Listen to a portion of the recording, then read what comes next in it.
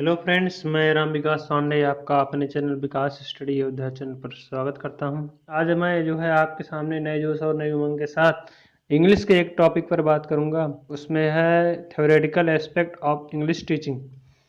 इसके अंतर्गत पहले आप ये जानेंगे कि आपको टीचिंग के अंतर्गत क्या क्या आएंगे। टीचिंग के अंतर्गत देखिए, टीचिंग के अंतर्गत आपका पॉइंट आएगा, ये अप्रोच आएगा पहले, उसके बाद मेथड आता है, मेथड के बाद आपका टेक्निक आती है, टेक्निक के बाद आपका स्ट्रेटजी आती है। तो अप्रोच में आपका ये हो जाता है कि आपका जो आप सोचते हैं, आप जो अपने दिमाग में हैं, जो पढ़ाने का या प्लानिंग करते हैं, वो आपके अप्रोच के अंतर्गत आते हैं। और उस आप पढ़ाने के दौरान या कोई शिक्षक जो है या टीचर जो है, वो पढ़ाने के दौरान जो जिस मेथड का यूज करता है, जिस विधि का यूज करता है, वो आपके मेथड के अंतर्गत आएगा। ठीक है।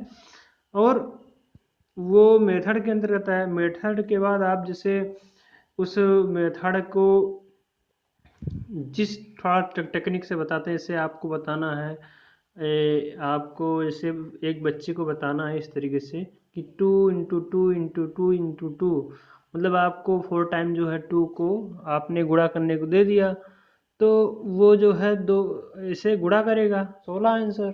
लेकिन अगर वो बच्चा वैसे नहीं जान रहा है तो क्या करेगा? तो वो बच्चा अगर ऐसे नहीं कर पा रहा है तो वो जोड़ कर जो है सिस्टम करेगा। ठीक है। तो इस तरीके से वो सिस्टम को फॉलो करेगा। तो मतलब हर व्यक्ति का या हर टीचर का अपना अलग अलग जो है टेक्निक होता है बच्चे को पढ़ाने के लिए। तो वो जो टेक्निक जो टीचर यूज करता है, वो या जो ट्रिक यूज करता है, वो टेक्निक के अंतर्गत आता है। और उसके बाद जो आप ये सिस्टम पूरा फॉलो करते हैं, वो आपकी स्ट्रेटजी के अंतर्गत आ जाती है। ठीक है। तो ये आपके हो जाएंगे, ये टीचिंग के अंतर्गत आपका अप्रोच आ गया, मेथड आ गया, कौन सी तरीके विधि का आपने यूज किया और कौन सी टेक्निक का यूज किया और स्ट्रेटजी कौन सी है। ठीक है। तो ये आपके इसके अंतर्गत आ गए। अब जो है आगे के पॉइंट देख लीजिए थोड़ा। हाँ, तो ये आगे के पॉइंट आप देख लीजिए। इसे जो है मैं बताऊंगा आपको theoretical aspect of English teaching. Theoretical मतलब सैद्धांतिक, एस्पेक्ट मतलब पहलुओं को, ऑफ इंग्लिश टीचिंग मतलब कि अंग्रेजी शिक्षा के सैद्धांतिक पहलुओं को मैं आपको इसमें बताऊंगा। जो भी जितने पॉइंट रहेंगे उस पॉइंट को आप ध्यान से देखिएगा। ठीक है। तो देखिए इसमें क्या क्या पहले बताएंगे मैं आपको। इसमें आपका different approach and method of teaching English. उसके बाद ये आपका इसमें आपको अंग्रेजी शिक्षा के अलग अलग तरीके मतलब बताऊंगा। ठीक है। फिर जो है इसमें क्या है, पहला ग्रामर ट्रांसलेशन मेथड। तो ग्रामर ट्रांसलेशन मेथड मतलब आपका वही व्याकरण अनुवाद विधि। ठीक है। और डायरेक्ट मेथड मतलब प्रत्यक्ष विधि। स्ट्रक्चरल अप्रोच, इसका इसमें अगला बताऊंगा मैं, ये कम्युनिकेटिव अप्रोच मतलब ये जो है संचारी दृष्टिकोण।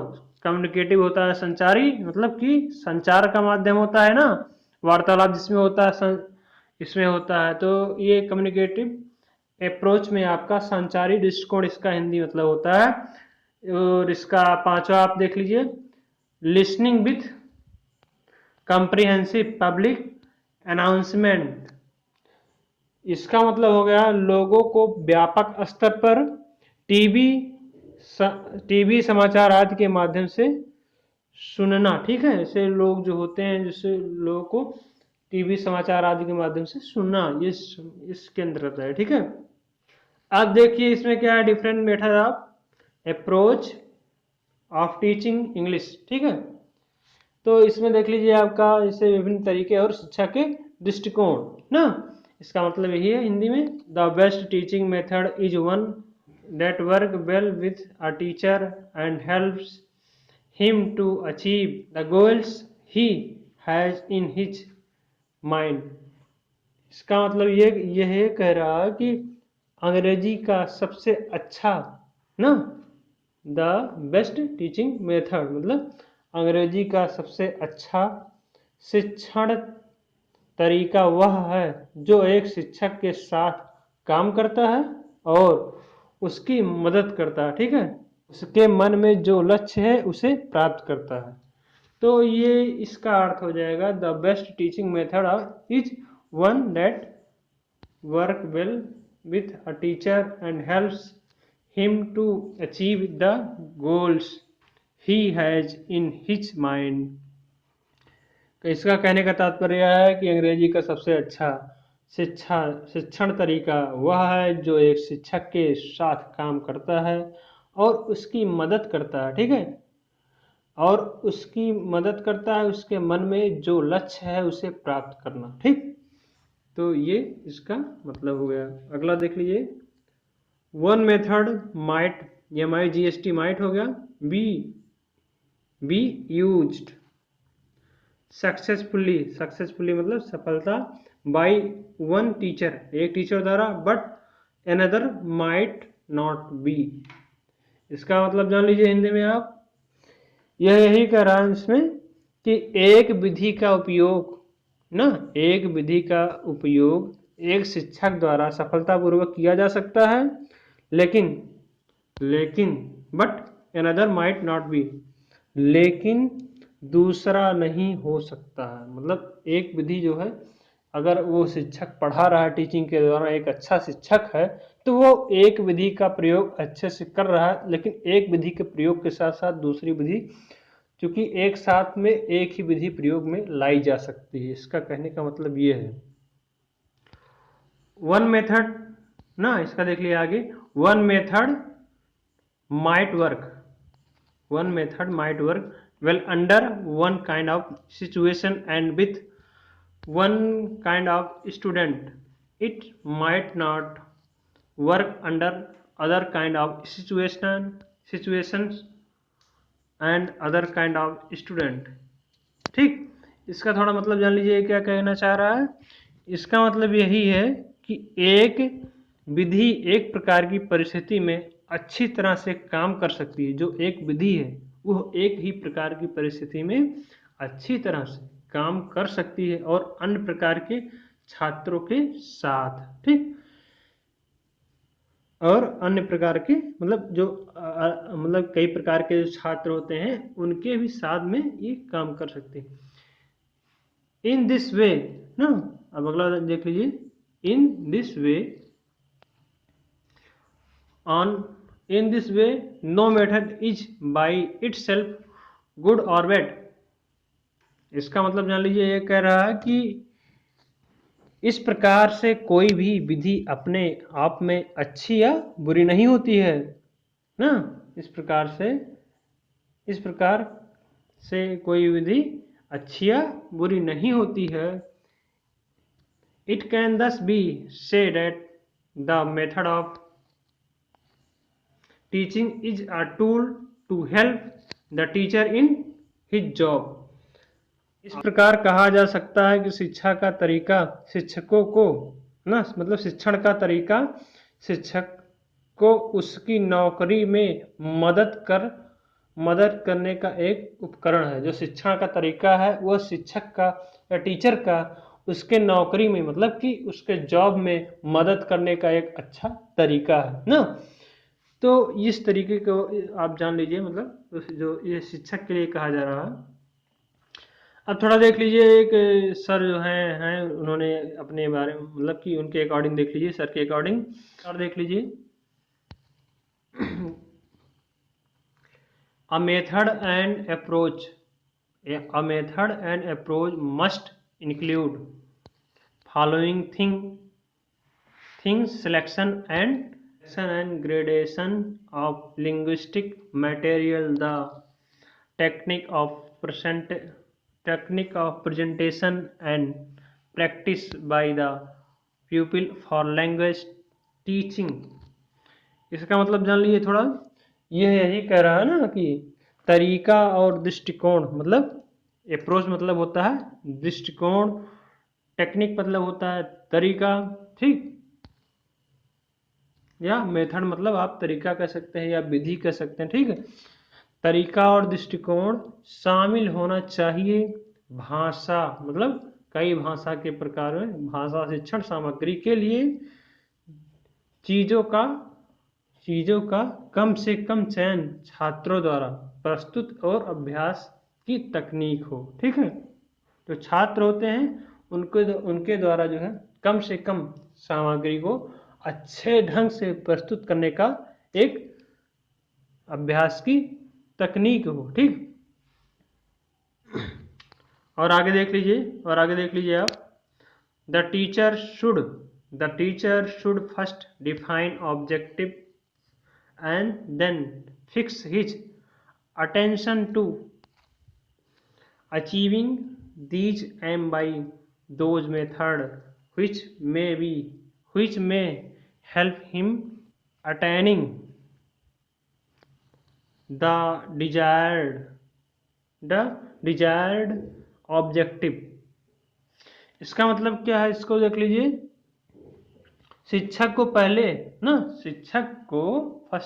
फर्स्ट डिफाइन ऑब्जेक्ट, मतलब शिक्षक को पहले उद्देश्य को परिभाषित करना चाहिए और फिर उन्हें प्राप्त करने के लिए अपना ध्यान ठीक करना चाहिए। मतलब उसे जो है उद्देश्य को प्राप्त करने के लिए अपने ध्यान को, मतलब जो वो कंसंट्रेट होते हैं, मतलब अपने ध्यान को ठीक रखना चाहिए उस तरीके से जो, मतलब उन तरीके से जो वंचित उद्देश्य को प्राप्त करने में उसकी मदद, मतलब जिस उद्देश्य से वो वंचित हो रहे हैं उसको प्राप्त करने का उसकी मदद कर सकते हैं। किसकी? छात्र की, ठीक है। फिर आगे देख लीजिए, ड्यू टू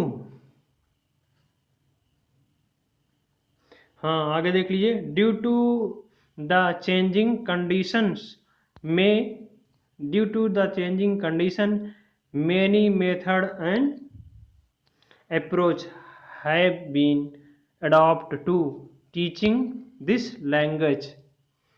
इसका मतलब जान लीजिए क्या है, ये यही कह रहा है कि बदलती परिस्थिति, मतलब ड्यू टू चेंजिंग कंडीशन, बदलती परिस्थिति के कारण इस भाषा को सीखने के लिए कई तरीके और दृष्टिकोण, मतलब अप्रोच दृष्टिकोण अपनाए गए हैं, ठीक है,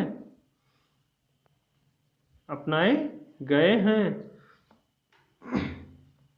एक विधि या एक दृष्टिकोण की कमियां दूसरे तरीके या दृष्टिकोण को जन्म देती हैं। मतलब एक विधि या एक दृष्टिकोण की कमियां दूसरे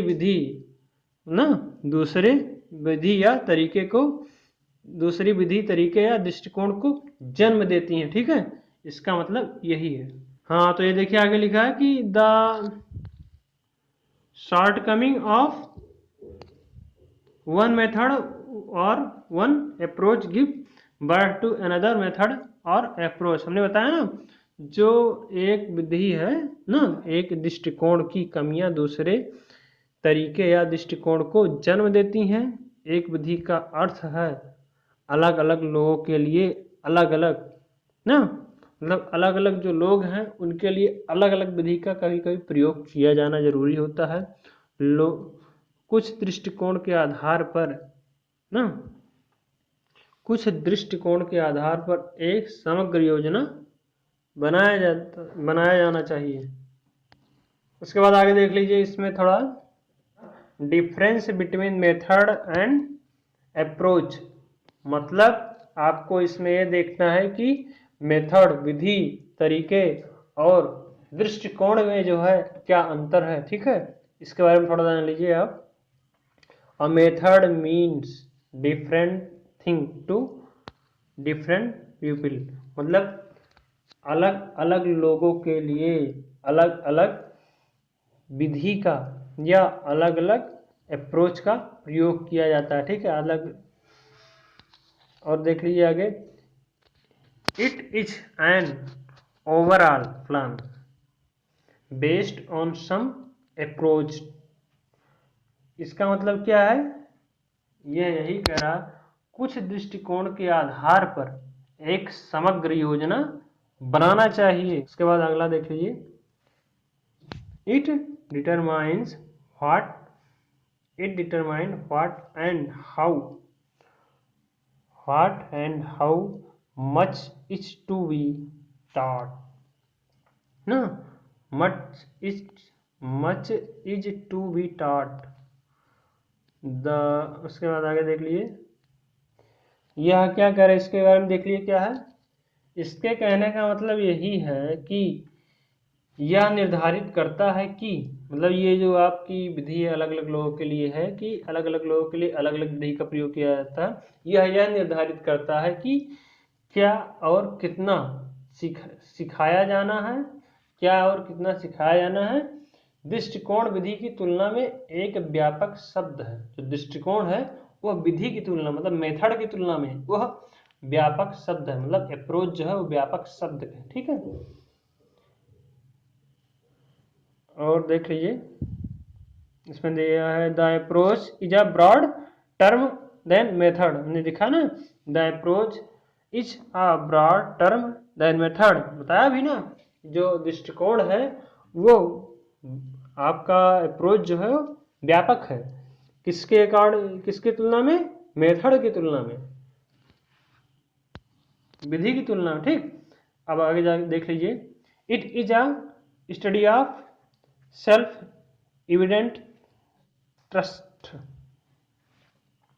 इसका मतलब ट्रस्ट, इसका मतलब जान लीजिए यह क्या कह रहा है। यह यही कह रहा है कि यह स्पष्ट सत्य का अध्ययन है। Approach deal with assumption and method is a procedures based on some assumptions। मतलब इसका यह है कि मान्यताओं और विधि से संबंधित दृष्टिकोण कुछ मान्यताओं के आधार पर एक प्रक्रिया है। ठीक है, with in one approach there can be many method. ठीक है, मतलब कि कुछ मान्यताओं के आधार पर एक प्रक्रिया है। अब आगे देख लीजिए, और इसमें देखते हैं कि एक दृष्टिकोण होता है, एक मतलब अप्रोच जो होता है उसके भीतर कई जो है मेथड होते हैं। अप्रोच के भीतर जो है कई मेथड हो सकते हैं और तरीके और दृष्टिकोण के भी, मतलब जो अप्रोच होते हैं उसके भीतर with in one approach there can be many method. इसका मतलब यह है कि जो कई जो है अप्रोच होते हैं, दृष्टिकोण होते हैं, उसके अंदर कई मेथड होते हैं। मतलब एक अप्रोच के अंदर कई मेथड विद्यमान रहते हैं, कहने का सीधा मतलब ये है। ठीक है, और difference approach of teaching of English, यह इसका मतलब यह है तरीकों और दृष्टिकोणों के बीच में अंग्रेजी शिक्षा के क्षेत्र में जो अंतर है उसको देख लीजिए। अंतर देख लीजिए थोड़ा, इसमें देखिए टीचिंग ऑफ इंग्लिश है फॉलोइंग अप्रोच। अंग्रेजी की शिक्षा में निम्नलिखित दृष्टिकोण हैं। ठीक है, पहला क्या है, ग्रामर ट्रांसलेशन मेथड, मतलब व्याकरण अनुवाद विधि। दूसरा क्या है, डायरेक्ट मेथड, प्रत्यक्ष विधि। और अगला पॉइंट को देख लीजिए आप, स्ट्रक्चरल अप्रोच। स्ट्रक्चरल अप्रोच का मतलब क्या हुआ, ये संरचनात्मक दृष्टिकोण स्थितिजन्य तकनीक है। ठीक है, तो इसके अंतर्गत जो है आपको यही बताया जाएगा कि जिसकी संरचना किस तरीके से हुई है, कि जिस मेथड में आपको बताया जाएगा कि कोई भी आपको बताने के कंडीशंस में कि ये किस तरीके से इसका निर्माण हुआ है। ठीक है, इसमें आपको ये बताया जाएगा।